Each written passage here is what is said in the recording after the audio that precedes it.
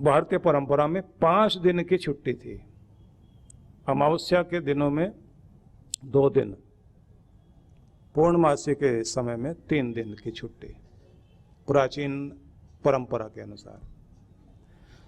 तो उन 3 दिनों में, क्योंकि हमारे यहाँ 2 पक्ष चलते हैं, जैसे उत्तरायण दक्षिणायन, ऐसे शुक्ल पक्ष और कृष्ण पक्ष, जैसे दिन और रात, जैसे नौका के 2 चप्पू, इन 2 पंखों के साथ हम उड़ते हैं। तो 2 पक्ष रखे थे महीने के, उनमें जो है 15 दिन के साथ ही आपको 2 दिन की छुट्टी और 3 दिन की छुट्टी।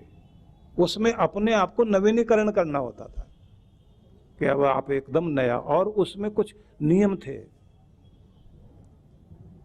कि इसमें आप क्या क्या चीजें करेंगे। तो जैसे सत्यनारायण की कथा आप लोग करते हैं पूर्णमासी को, तो गुरु पूजन किया जाता है, लक्ष्मी पूजन किया जाता है, नारायण भगवान का पूजन किया जाता है, और अमावस्या जो है शिव के लिए है।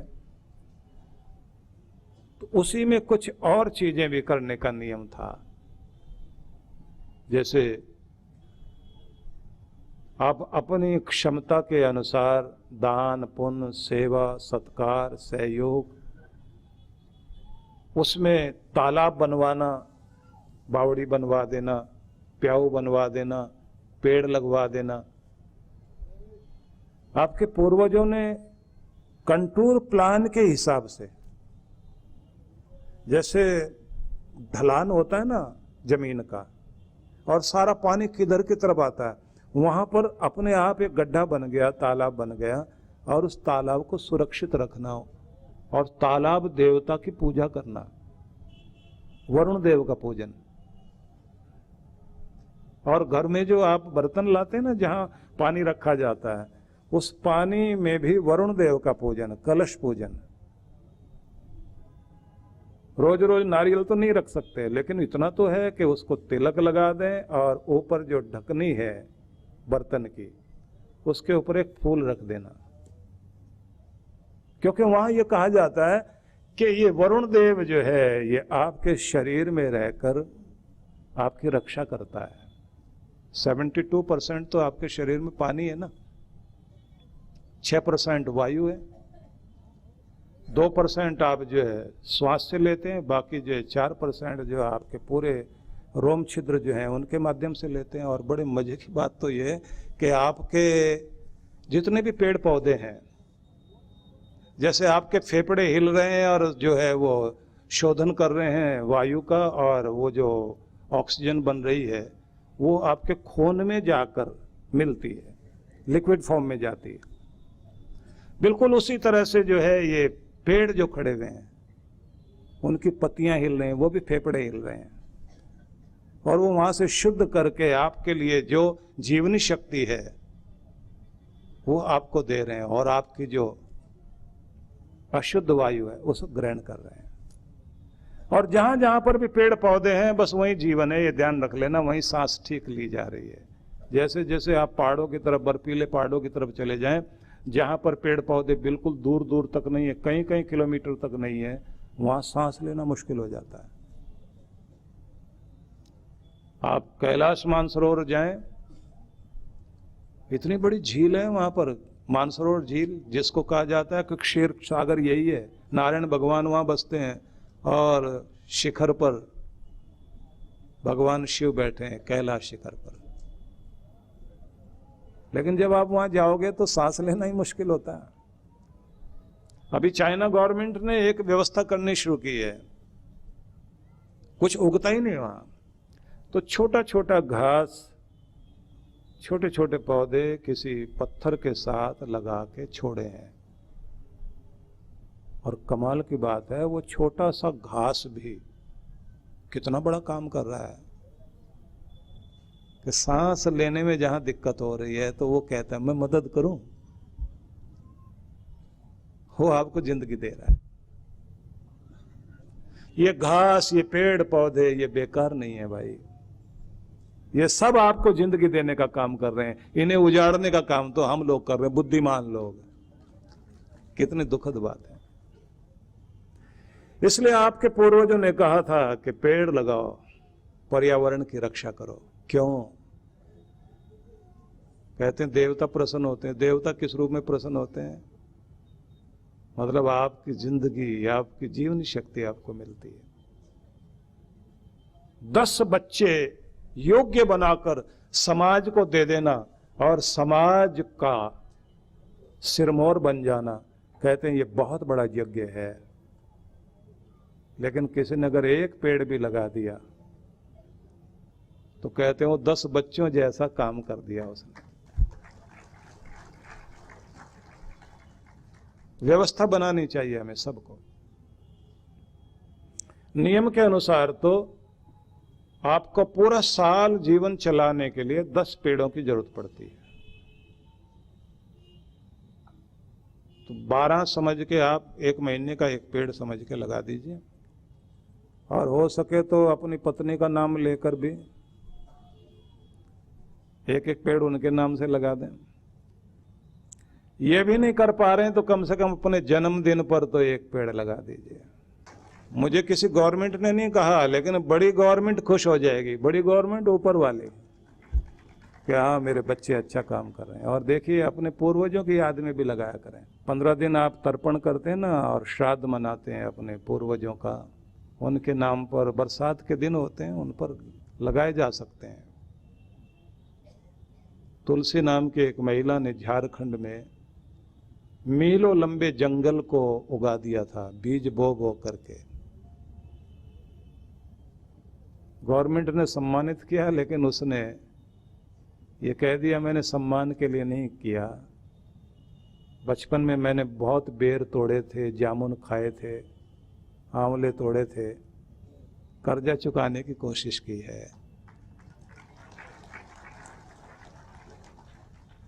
अच्छे लोगों को अच्छी चीजें करनी चाहिए। तो छुट्टी जो मनाई जाती है ना, तो आपके यहाँ पहली परंपरा और थी, लेकिन आप कभी कभी मौन होकर, शांत होकर बैठे। भगवान कह रहे हैं कि आप अपेक्षाओं से रहित होकर जिएं, पवित्र रहें, दक्षता अपनाएं, अच्छी शुभ आदतों का निर्माण करें। ठीक है, यहाँ तक पहुँच गए हम लोग। अब चौथा शब्द उन्होंने कहा, उदासीनो गतव्यथ। उदासीन शब्द का प्रयोग भगवान कहते हैं कि भगवान की शरण में चलने वाले आध्यात्मिक पुरुषों में एक आदत होती है तटस्थ रहने की। एक शब्द है ना उदासीन, तो उसको समझने से पहले एक शब्द आता है उदास। उदास, उदासी। तो इस उदासीन का मतलब क्या हुआ? उदास रहने वाला नहीं। जो तट पर बैठा हुआ है, न इस किनारे का ध्यान, न उस किनारे का ध्यान, न लहरों का ध्यान, उतार चढ़ाव से रहित होकर जो जिंदगी जी रहा है, ये ध्यान रख लेना कि रिजर्व रहना एक बड़ी चीज होती है। दुनिया आपको शामिल करती है अपनी ओर। क्रोधी क्रोध में शामिल कर लेगा, भड़काने वाला आपको अपनी तरफ शामिल कर लेगा, भोगी लोग जो है भोग में शामिल कर लेंगे, ईर्ष्यालु ईर्ष्या में शामिल कर लेंगे। लेकिन जो इन सब के बीच कि दुनिया में हूं, दुनिया का तलबगार नहीं हूं, बाजार से गुजरा हूं पर खरीदार नहीं हूं, ऐसे होकर चलना। अगला शब्द बोलता हूं क्योंकि व्याख्या करूंगा फिर समय लग जाएगा। अगला शब्द है गतव्यथा। गत व्यथा का मतलब हो गया कि जिसकी व्यथाएं खत्म हो गई, पीड़ाओं से रहित जिंदगी जीना। एक शब्द कहूंगा मैं, आप लोग उसे पकड़ने की कोशिश कीजिए। अगर व्यथा है जिंदगी में तो व्यवस्था कीजिए, चिंता है तो चिंतन कीजिए,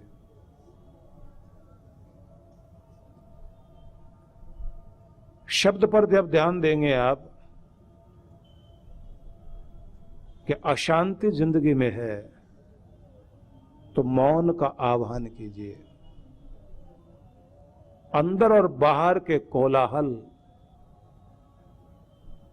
को हटाने के लिए आप गहन मौन में प्रवेश करें।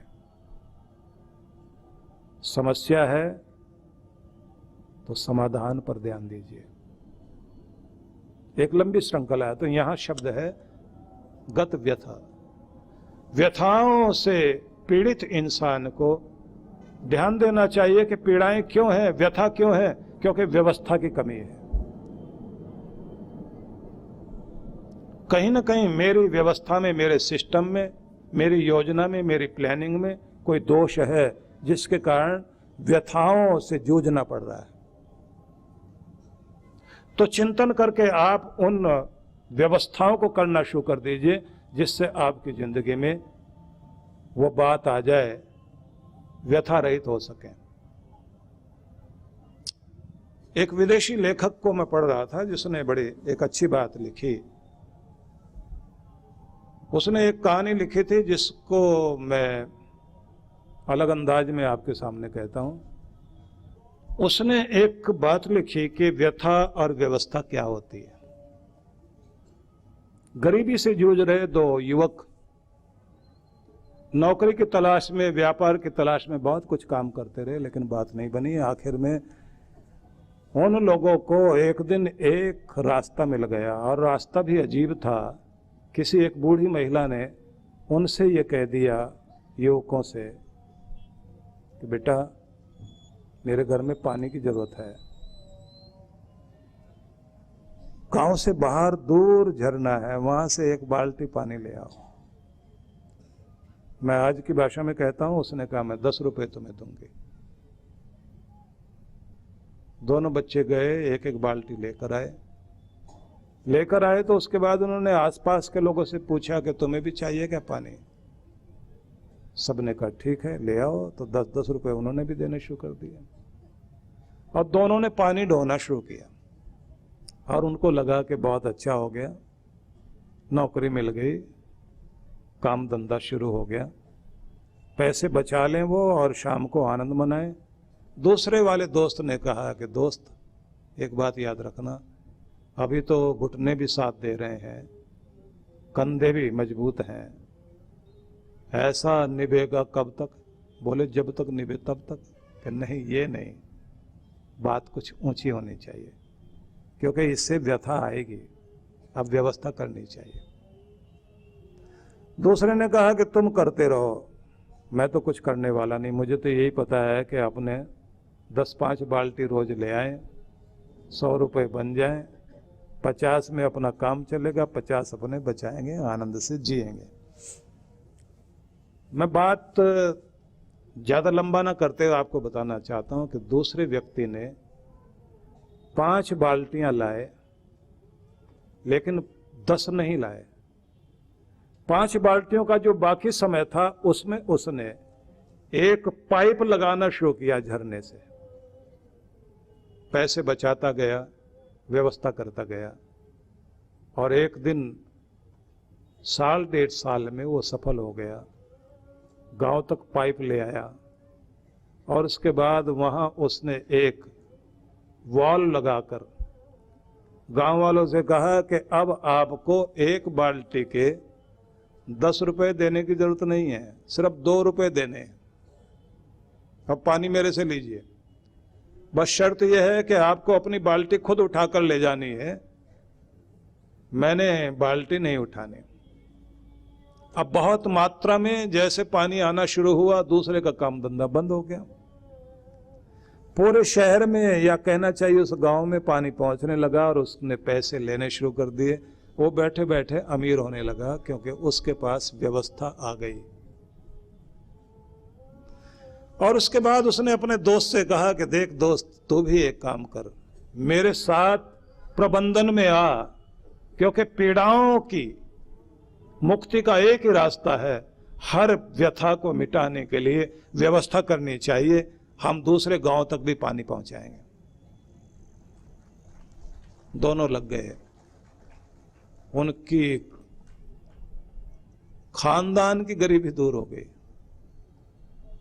बस यही बात ध्यान रख लीजिए कि मजदूरी करके जियोगे रोते हुए जियोगे या दिमाग लगाकर एक सुंदर व्यवस्था करके अपनी व्यथाओं को सदा के लिए मिटाओगे? अगर आप व्यथा मिटाने के लिए व्यवस्था करने को तैयार हैं तो आपकी गरीबी भी और आपका दुख भी भागेगा। इसलिए कृष्ण भगवान कहते हैं, मेरी ओर चलने वालों के पास एक गुण होता है, व्यथाओं से रहित होकर जिंदगी जीते हैं। और अगला शब्द उन्होंने कहा, सर्वारंभ परित्यागी। वो सारी चीजें जो मैं ये कर लूं, मैं वो कर लूं, तरह तरह के जो संशय लेकर के अपनी जिंदगी में भटकते रहते हैं, उनका परित्याग करके जो पूर्ण शांत और सहज होकर जिंदगी जीता है, कहते हैं स में प्रिय, वो मेरा प्यारा है। ऐसे भगवान ने संदेश दिया।